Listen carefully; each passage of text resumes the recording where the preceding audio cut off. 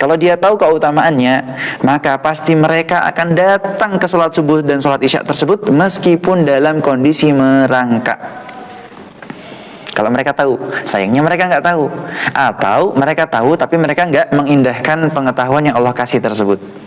Maka teman-teman yang dirahmati Allah Subhanahu wa taala, ini menjadi pelajaran buat kita bahwasanya nikmat sehat dan waktu luang sangat luar biasa, perlu kita perhatikan. Ntar kita bakalan ketemu hari Jumat lagi 1 pekan ke depan. Dan kita yakin nggak? Siapa yang jamin, teman-teman sekalian? Siapa yang jamin dirinya masih hidup besok? Siapa yang jamin dirinya masih bisa ketemu dengan hari Jumat besok, pekan depan? Nggak ada yang jamin. Kita nggak akan tahu apakah kita masih bisa bertemu dengan hari Jumat di pekan depan atau tidak. Makanya kalau perlu kita bikin alarm, bikin teman-teman sekalian. Makanya Allah Subhanahu wa taala menekankan wal asri, karena Allah sangat menghargai waktu. Karena udah nggak bisa, kalau kita kelewat waktu tersebut, bisa nggak kita balik lagi ke waktu semenit yang lalu? Bisa? Nggak bisa. Kalau kita kembali lagi ke waktu 2 detik yang lalu aja, bisa nggak? Nggak bisa, udah lewat, maka itu sudah berlalu. Maka teman-teman dirahmati Allah Subhanahu wa taala, berarti lalu bagaimana Ustaz yang udah terlambat tadi lupa berdoa? Ya udah nggak apa-apa. Masih ada hari esok. Masih ada waktu-waktu mustajab untuk kita berdoa. Hari esok sebelum subuh, di waktu sepertiga malam akhir, nanti kita akan bahas tentang doa teman-teman sekalian. Tentang keutamaan doa, bahwasanya kapan saja sih waktu-waktu yang sangat mustajab untuk berdoa, dan di mana saja tempat-tempat yang mustajab untuk berdoa. Karena nanti kita akan bahas tentang doa. Emang apa sih fungsinya doa? Nah, insya Allah kita akan bahas sebentar lagi sebelum kita masuk nanti ke pertanyaan ya. Insya Allah kita akan bahas materinya. Lalu pertanyaan di akhir, tafadhol boleh. Kalau mau menyiapkan pertanyaan dari sekarang, falyatafadhol alaihi masykura, boleh, nggak apa-apa. Tentang materi kita tentang doa, tentang fungsi doa, hikmah berdoa, waktu-waktu yang mustajab untuk berdoa, tempat-tempat mustajab, di mana saja, kapan saja. Kenapa sih kok Nabi itu mengajarkan tentang berdoa? Maksudnya apa? Nah, di sini kita harus tahu agar kita ini semakin rajin untuk bisa berkomunikasi dengan Allah Subhanahu wa taala melalui doa. Tayyib, ya. Maka teman-teman dirahmati Allah Subhanahu wa taala, kita lihat ya bahwasanya doa. Kenapa sih Nabi Shallallahu alaihi wasallam mengajarkan doa kepada kita? Fungsinya apa? Ad-doa al-ibadah. Bahkan dia mengatakan doa itu adalah ibadah. Lalu apa Ustaz? Kenapa kok Allah itu sebenarnya kan tahu kita butuh apa? Allah tahu apa tujuan kita. Allah tahu kita ini sedang kena masalah apa. Tapi kenapa kok Nabi itu selalu mengajarkan kita untuk berdoa? Emang kenapa? Maka teman-teman dirahmati Allah Subhanahu wa taala, Allah berfirman dalam surah Ghafir, wa qala rabbukum ud'uni astajib lakum innal ladzina yastakbiruna an ibadati sayadkhuluna jahannama dakhirin. Allah berfirman dalam surah Ghafir, teman-teman sekalian. Surah Ghafir, kalau teman-teman sekalian lihat surah Ghafir, surah ke-40 ya. Surah Ghafir ini adalah Allah berfirman bahwasanya berdoalah kepadaku, ud'uni astajib lakum, niscaya aku akan memperkenankan doamu, aku akan kabulkan doamu. Berdoa aja nggak apa-apa, berdoa terus saja, aku akan memperkenankan doamu. Tapi nanti ya.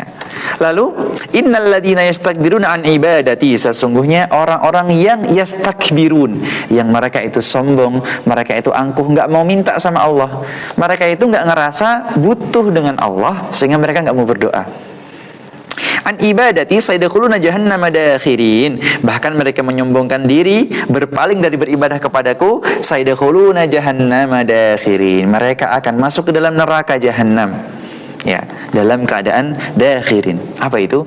Terhina. Teman-teman sekalian dirahmati Allah Subhanahu wa taala, selain media meminta pertolongan kepada Allah adalah doa. Ya Allah, tolong ya Allah, saya sedang masa-masa sulit ya Allah, sedang nggak punya duit ya Allah, saya makan apa ya Allah, minta sama Allah, nggak apa-apa. Selain media meminta pertolongan kepada Allah, caranya berdoa.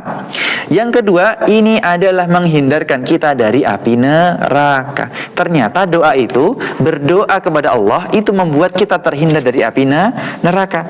Loh, masa berdoa doang bisa terhindar dari api neraka Ustaz? Iya, benar. Karena orang yang berdoa berarti dia sudah menunjukkan wujud tawakalnya, berserah dirinya kepada Allah Subhanahu wa taala. Kalau dia berdoa. Kalau dia nggak pernah berdoa, berarti dia nggak pernah bertawakal sama Allah. Kan ingat ya, bahwasanya kalau orang yang betul-betul minta, butuh sama Allah, dia akan berdoa terus sama Allah. Ya Allah, tolong ya Allah. Dikit-dikit ya Allah, dikit-dikit ya Allah. Dapat nikmat, alhamdulillah. Dapat musibah, ya Allah. Nah, segala sesuatu kalau didasari dengan keimanan kepada Allah Subhanahu wa taala, maka dirinya akan mudah sekali berserah diri kepada Allah dengan cara berdoa. Dia akan tahu manfaat doa. Minimal kalau doa saya belum dikabulkan, Allah pasti akan ganti dengan yang lebih baik. Dia yakin. Kalau saya, ya Allah, kenapa ya kok doa saya belum dikabulkan? Tapi nggak apa-apa deh ya Allah. Yang penting saya tetap berdoa ya Allah. Pokoknya saya berdoa terus.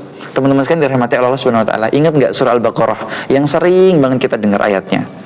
Asa an tuhibbu syai'an wa huwa syarrul lakum wa asa an takrahu syai'an wa huwa khairul lakum.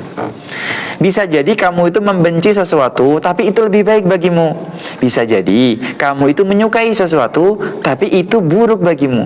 Teman-teman sekalian, Allah itu tahu loh. Kita kemarin sudah bahas takdir ya teman-teman sekalian. Kita sudah bahas tentang takdir, bagaimana keadaan manusia ini, apakah dia ini dipaksa oleh Allah, atau dia ini berkehendak sesuai dengan keinginannya sendiri-sendiri.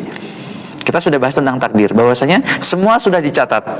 Takdir manusia sudah dicatat, sudah termaktub dalam Lauhil Mahfuz. Cuman manusianya ini yang berikhtiar untuk mendapatkan hasil terbaik daripada takdirnya. Dia gimana cara dia ngejar takdir itu kembali ke manusianya sendiri.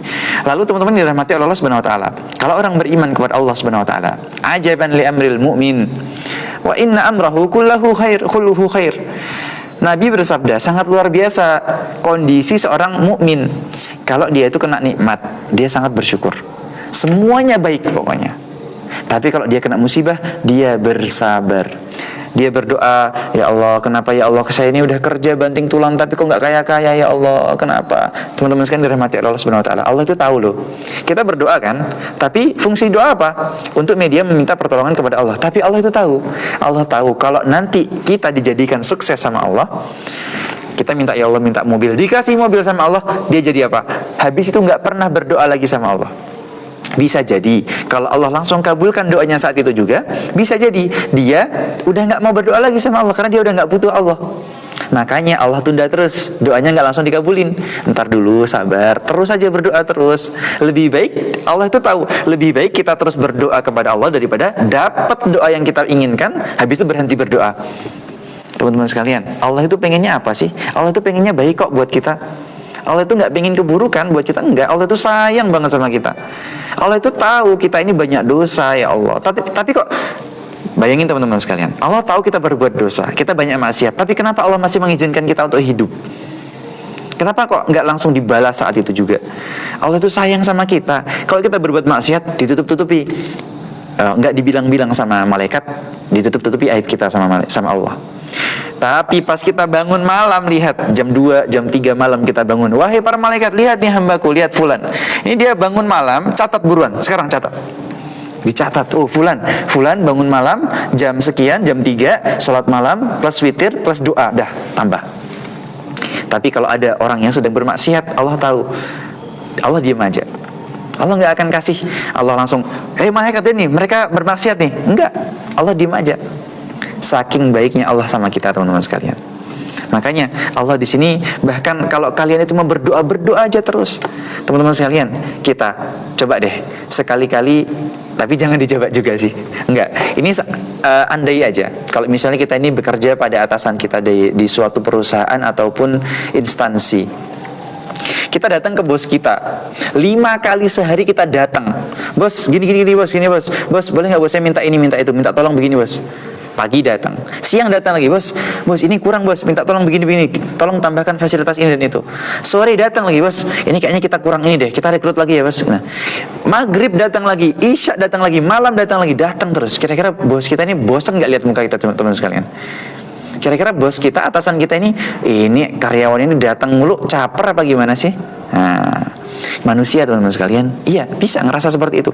Ini nggak ada hujan, nggak ada angin, dia lagi capra apa lagi pansos apa gimana sih maksudnya? Nah, kalau Allah justru malah senang kita datang bukan hanya 5 kali sehari, lebih daripada itu, 7 kali sehari, 10 kali sehari. Allah makin senang, kita makin minta, Allah makin senang. Ya Allah, kenapa sih kok aku begini terus ya Allah? Teman-teman sekalian, salah satu hikmah kita ini, Ustadz, saya ini udah berusaha untuk menghindari maksiat, tapi kenapa maksiat itu selalu terjadi pada saya? Saya ini habis tobat, Ustadz. Saya ini udah tobat, udah nggak mau lagi ngelakuin kemaksiatan itu tadi, udah nggak mau. Saya udah mau berhenti judi online, udah nggak mau, Ustadz saya. Tapi kenapa sih selalu ada teman yang datang ke rumah saya ngajak main judi online? Kenapa seperti itu, Ustadz? Saya sudah benar-benar tobat, akhirnya saya balik lagi, Ustadz, main judi lagi, akhirnya tobat lagi, Ustadz, bangkrut, tobat lagi. Tiba-tiba diajak lagi. Kenapa seperti itu terus, Ustaz? Kenapa kok Allah nggak segera menghentikan perbuatan saya ini biar saya nggak main judi lagi? Teman-teman sekalian dirahmati Allah Subhanahu wa taala. Kita kemarin sudah belajar takdir. Kita murojaah lagi yuk. Kita ingat lagi, kita ulas kembali pelajaran yang kita ambil kemarin tentang takdir. Kadang Allah itu menetapkan kita jadi orang yang Masya Allah, lingkungan kita itu orang-orang yang suka main judi. Akhirnya kita keikut main judi. Akhirnya kita tobat, kita sadar kita tobat, main judi lagi, tobat lagi, sadar. Teman-teman sekalian, tahu nggak hikmahnya kenapa? Kok Allah biarkan? Agar kita terus berusaha untuk kembali kepada Allah. Poinnya di situ. Masalah kamu orang suci, orang alim, orang ahli ibadah, ulama, itu bukan urusan Allah. Yang penting yang Allah inginkan adalah kamu segera tobat, dan tobat. Pengennya Allah itu gitu. Soalnya kalau kamu sudah dihentikan sama Allah, misal contoh, ini sudah dihentikan sama Allah, udah saya pindah, kamu jangan di situ lagi, kamu pindah, kamu hijrah tempat yang baru, tempat yang baik, yang nggak ada orang main judi. Akhirnya dia berhenti main judi. Teman-teman sekalian, kira-kira dia bakalan tobat ke Allah nggak? Enggak, soalnya dia nggak ngelakuin kemaksiatan, makanya dia nggak tobat. Kadang Allah membiarkan kemaksiatan tersebut buat kita, biar kita terus berusaha untuk bertobat kepada Allah. Allah itu nggak nyari hasil, enggak. Allah itu nggak nyari hasil, teman-teman. Tapi kita ini masalahnya, kita yang nyari hasil. Sedangkan Allah enggak. Allah itu nyari usaha kita. Kalau Allah itu lebih suka sama orang yang pendosa. Maksudnya orang yang pendosa, orang ahli maksiat. Allah lebih suka orang ahli maksiat yang dia ngerasa dia banyak salah, tapi dia sering kembali sama Allah. Dikit-dikit dia tobat, dikit-dikit dia tobat. Ya Allah, kenapa sih aku ngelakuin ini lagi? Astagfirullah. Udah tobat, pergi ke masjid dia. Malam-malam pergi ke masjid, sholat malam, minta ampun sama Allah. Habis itu besoknya, siangnya ketemu teman itu lagi, astagfirullah, balik lagi dia ke perbuatan buruknya lagi, astagfirullah. Malamnya dia sadar, ya Allah, kenapa sih tadi aku ketemu sama fulan? Ya, akhirnya dia tobat lagi, malam itu pergi ke masjid lagi. Teman-teman sekalian, bayangin kalau dia udah nggak bermaksiat lagi, kira-kira malam masih pergi ke masjid nggak dia, teman-teman sekalian? Jamin? Nggak jamin. Soalnya dia udah ngerasa aman. Dan Allah lebih benci kepada orang solih yang dia ngerasa aman dari hidupnya. Orang soleh yang aman, ngerasa aman maksudnya apa? Maksudnya dia nggak pernah minta sama Allah, dia nggak pernah tobat sama Allah, dia nggak pernah sholat malam, karena dia nggak pernah ngelakuin kemaksiatan di hadapan Allah. Sedangkan pendosa, dia ngerasa banyak salah, ya Allah, aku ini banyak salah, aku ini bukan orang yang baik, maka aku harus selalu kembali kepada Allah. Aku harus banyak bertobat kepada Allah, karena dia tahu dia salah. Kalau orang yang ngerasa benar terus, dia nggak bakalan pernah tobat. Jarang dia habis sholat, assalamualaikum, langsung bubar. Tapi kalau pendosa habis sholat, ya Allah, kenapa sih? Astagfirullah, nangis. Malam-malam, ya Allah, saya nggak mau kayak gini terus, nangis lagi, minta lagi sama Allah, berdoa lagi. Maka teman-teman dirahmati oleh Allah Subhanahu Wa Taala. Jadi kita kembali ya, ad-du'a'u wal ibadah. Doa itu adalah ibadah.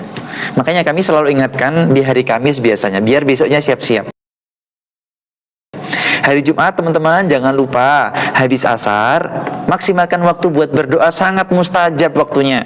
Ya, di hari Jumat waktu asar menjelang maghrib. Soalnya sangat luar biasa keutamaan berdoa di sini, bukan hanya sekedar meminta pertolongan, bukan. Tapi apa? Itu adalah cara kita beribadah kepada Allah. Tadi saya sempat lihat postingan yang agak unik di Instagram, teman-teman sekalian. Ada video kucing, terus ada orang yang ngerekamin, captionnya lucu banget, unik banget captionnya. Kira-kira kucing ini dia ngerasa bingung nggak ya? Soalnya dia nggak punya HP. Kira-kira kucing ini bengong mulu, kira-kira dia ngerasa bingung nggak ya? Nggak ada kerjaan, gabut, soalnya nggak punya HP, nggak bisa main HP. Kalau kita kan gabut main HP, ya kan teman-teman sekalian? Ya nggak, kalau kita gabut main HP, scroll-scroll Instagram, TikTok. Kucing kira-kira dia gabut nggak ya? Bingung nggak ya? Enggak, saya katakan enggak. Bahkan kucing itu lebih baik daripada kita, karena dia makhluk Allah. Sesungguhnya dia sedang bertasbih kepada Allah. Teman-teman sekalian, kunci ini dia sedang bertasbih kepada Allah. Mikrofon ini teman-teman sekalian, dia sedang bertasbih. Ini kita lihat dia diam doang ini. Makhluk mati diam doang, tapi dia sedang bertasbih kepada Allah. Teman-teman sekalian, kalian lihat gunung di dekat kita, batu di sekitaran kita, mereka diam. Tapi sesungguhnya mereka semua bertasbih kepada Allah. Yusabbihu lillahi ma fis samawati wal ard. Segala sesuatu yang ada di muka bumi dan di langit semuanya bertasbih kepada Allah. Kucing pun bertasbih. Ulat yang sedang berjalan gigiti daun bertasbih juga. Maka jangan kira kok kayaknya gabut banget ya jadi kucing, nggak punya HP, nggak ada kerjaan, bengong mulu, kerjanya minta makan. Enggak, dia sedang bertasbih teman-teman sekalian. Sekarang kita nih introspeksi diri, muhasabah dulu diri kita ini. Sekarang kita sedang bertasbih nggak? Diemnya kita berpahala nggak? Waduh Ustaz, diemnya saya bengong Ustaz, ngelamun. Jangan ngelamun. Diemnya kita, ya kalau bisa sambil berzikir. Astagfirullah, astagfirullah. Lagi naik motor, mau beli ke Indomaret, astagfirullah, astagfirullah. Jalannya nanjak, Allahu Akbar, Allahu Akbar. Jalannya turun, subhanallah, subhanallah. Loh, itu adalah sunnah Nabi teman-teman sekalian. Ibnu Abbas beliau mengatakan, kunna idza sa'idna ma'an Nabi sallallahu alaihi wasallam. Dahulu ketika kami melalui jalan yang menanjak, jalannya itu agak nanjak ke atas. Idza sa'idna kabbarna, kami bertakbir Allahu Akbar, Allahu Akbar. Wa idza nazalna sabbahna, kalau kami turun maksudnya jalannya itu sudah mulai menurun lagi. Sabbahna, kami bertasbih subhanallah, subhanallah, subhanallah. Ini kalau pas jalannya lurus, jalannya santai, banyakin istighfar, astagfirullah, astagfirullah, astagfirullah. Udah itu cukup. Kalau kita merasa bahwasanya diri kita adalah makhluk Allah yang Allah katakan dalam surah As-Saff, surah Al-Hasyr, surah Al-Jumu'ah, depannya itu ya, yusabbihu lillahi ma fis samawati wa ma fil ard. Siapapun yang ada di langit dan di bumi semuanya bertasbih, yusabbih, semuanya bertasbih. Kita kan ada di langitnya Allah, di buminya Allah, di ciptaannya Allah. Berarti kita ini harus banyak bertasbih teman-teman sekalian. Jangan kalau kita ngerasa mending daripada itu mending bisnis, daripada itu mending jalan-jalan healing. Jangan teman-teman sekalian, jangan hanya sekedar dunia yang dipikirin, banyakin akhiratnya teman-teman sekalian. Taib, ini adalah doa. Karena apa? Doa itu termasuk daripada ibadah. Zikir apakah doa Ustaz? Zikir? Ya zikir termasuk daripada doa. Karena zikir adalah ibadah. Ya, berzikir sama dengan beribadah. Astagfirullah berarti kan memohon ampun kepada Allah, ya kan? Berarti berdoa minta ampun sama Allah. Astagfirullah, astagfirullah. Iya kan?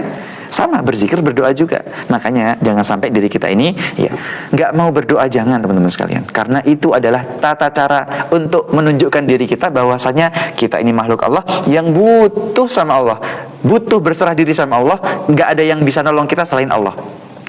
Cara kita menunjukkan tawakalnya kita kepada Allah